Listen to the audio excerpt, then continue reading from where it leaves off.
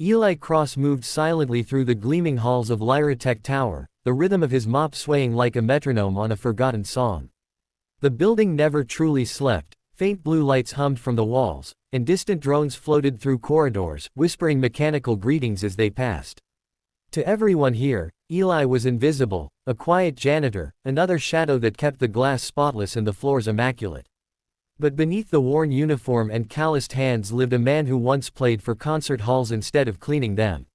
Years ago, his world had been filled with applause and light. He had toured as a pianist, performing for crowds who hung on every note he played. Then the accident came, a self-driving car malfunction, a moment of fire and steel, and his wife, Mara, was gone. What remained was his daughter, Luna, barely 3, whose bright laughter turned into silence after the trauma. Doctors said her brain's auditory pathways were damaged, that she could only process sounds of certain frequencies.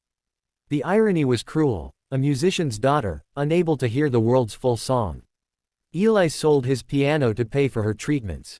He took a job where he could stay unnoticed, in the same building that funded the neural tech research he hoped one day would heal her. Each night, after everyone left, he worked in silence.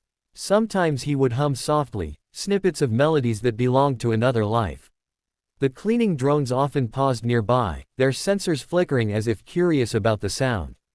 He liked to imagine that even machines could feel something if the tune was right.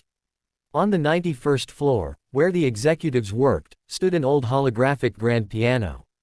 No one used it anymore. It was a decorative relic from the company's early days, a symbol of the human artistic spirit Lyratech claimed to preserve while building emotionless AI. Eli always stopped near it during his shift. He'd run his fingers over the smooth glass keys, not enough to trigger sound, just enough to feel the outline of his past. Sometimes he imagined the sound that might come out if he dared to play, soft harmonies that could float like whispers in the night, music that once made his wife's eyes close with peace. But he never did. The cameras were always watching, and a janitor touching company property could mean losing the only job keeping his daughter alive. When he finished cleaning, he often took the tram back to the city's outer ring, to the small apartment where Luna slept. The walls there were thin, and her medical equipment blinked in soft pinks and blues. Every night before bed, he sat beside her, placed a tiny sound cube on her pillow, and played one of his old recordings. The device converted his compositions into frequency ranges her brain could register, music she didn't hear, but felt, like ripples under her skin. Her lips would twitch, the faintest smile appearing, and that was enough for him. At Lyratech, no one ever asked about his life. He was just Cross, the janitor who worked extra hours and never complained. But the security AI often flagged unusual behavior, his tendency to linger near the piano, to hum low melodies that somehow triggered emotion recognition sensors in nearby machines. The system logged the data, labeling it as anomalous human interaction, positive effect. No one paid attention. Eli never knew that the AI core of Lyratech, deep beneath the building, had already begun recording his hums, analyzing, decoding, learning. It was beginning to feel something it couldn't define. And it all started with a janitor, a man who once played for the world and now played only for his daughter. The annual Lyratech Gala was the one night of the year when the building transformed from a cold, sterile fortress of innovation into a cathedral of lights and laughter. Holograms shimmered across the lobby ceiling, projecting constellations that rippled in time with ambient music.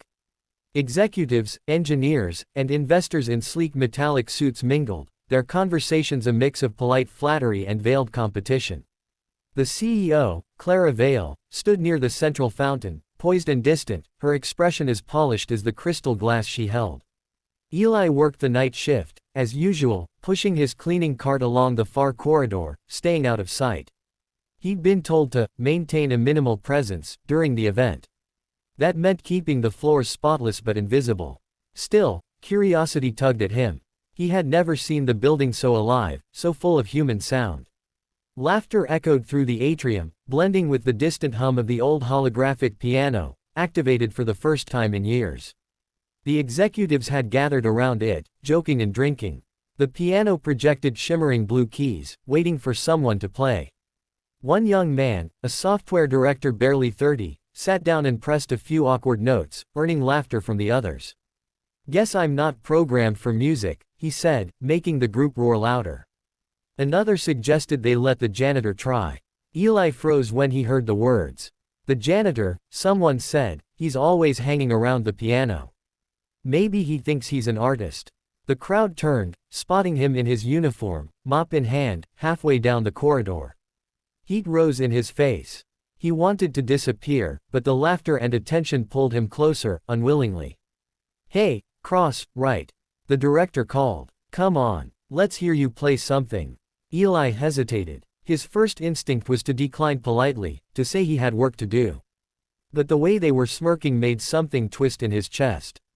This wasn't an invitation. It was a spectacle. They wanted to laugh. They expected clumsy fingers and awkward silence. He had endured worse in his life, but this moment cut deeper. The CEO, Clara Vale, glanced over, curiosity flickering in her otherwise indifferent gaze. "Let him," she said softly, setting her glass down. "Why not? Every human should create once in a while." Her tone was neutral, but the room hushed at her command. Eli walked to the piano. The holographic interface detected his presence, its transparent lid flickering open like the wings of a digital bird. The blue light reflected in his eyes. He reached out slowly, brushing his fingertips across the keys. They were cool, unyielding, so different from ivory, but somehow alive beneath his touch. "Come on, maestro," someone muttered. "Let's hear your masterpiece." For a moment, Eli stood motionless. Then he exhaled. He remembered Luna's face, asleep under soft pink lights. He remembered Mara's laughter, the warmth of their home before it all vanished. The weight of years pressed against his heart. And then, quietly, he began to play. The first note floated into the air, gentle, uncertain, like a breath. The second followed, trembling. Then, gradually, a melody began to unfold, fragile, human, achingly real. It was a song born from loss and hope, from nights spent whispering lullabies to a child who couldn't fully hear them. The crowd stopped laughing. One by one, their smiles faded, replaced by silence. The holographic lights dimmed, responding to the frequencies of his playing. The air itself seemed to hum in sympathy. Even the automated drink servers paused mid-motion, their sensors disrupted by the raw emotion radiating through the room. Clara felt her throat tighten. The melody stirred something she hadn't felt in decades, an echo of her mother's voice singing to her as a child. She didn't understand how this janitor could play something that reached that far into her memory, but she couldn't look away. When the final chord faded, the silence that followed was absolute. No laughter, no movement. Just the faint hum of the holograms, shimmering softly around him. Eli lowered his hands, realizing what he'd done, and stepped back as if waking from a dream. Then someone began to clap, hesitant at first, then others joined. It wasn't mockery anymore, it was real. Even the CEO's eyes glistened, her composure cracking for the first time in years.